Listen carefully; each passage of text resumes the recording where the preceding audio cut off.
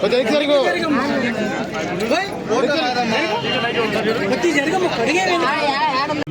అయితే 6,000 రూపాయలు పెన్షన్ ఇస్తామని చూడండి అందరూ.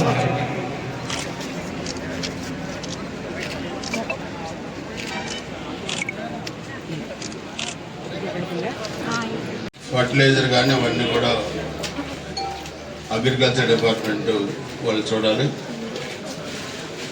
ఇవన్నీ కూడా వాళ్ళతో కూడా సమీక్ష చేసి సీడ్స్ కానీ ఫర్టిలైజర్ కానీ అవన్నీ కూడా ఎక్కడెక్కడ నాణ్యత లోపించిందో దాని మీద కూడా చర్యలు తీసుకుంటాం. భవిష్యత్తులో జరగకుండా చూస్తాం. ఎందుకంటే 5 సంవత్సరాలు విచ్చలవిడితనానికి అలవాటు పడ్డారు.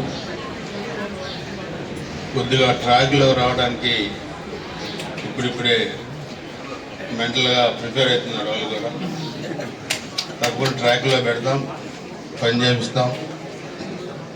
5 సంవత్సరాల్లో కనీసం పొలాలకు వెళ్ళి వర్షాల వల్ల డ్యామేజ్ అయినా, వర్షాలు లేకపోయినా డ్యామేజ్ అయినా శాసనసభ్యులు కానీ మంత్రులు కానీ గత 5 సంవత్సరాల్లో ముఖ్యమంత్రిగా పనిచేసిన జగన్మోహన్ రెడ్డి కానీ ఫీల్డ్స్కి వెళ్ళారు.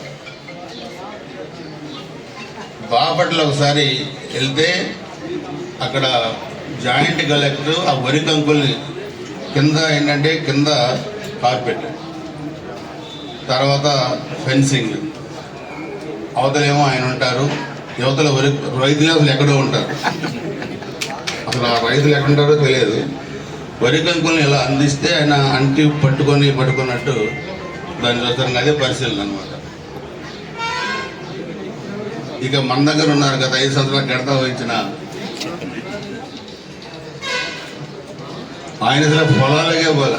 ఎన్నిసార్లు మనం చెప్పినా ఆ ఫీల్డ్ విజిటే లేదు.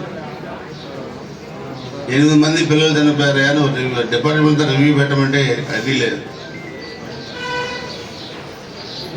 వారం బట్టవాడాలో మాత్రం రెడీగా ఉంటారు. ఈ మాత్రం ఉండవు.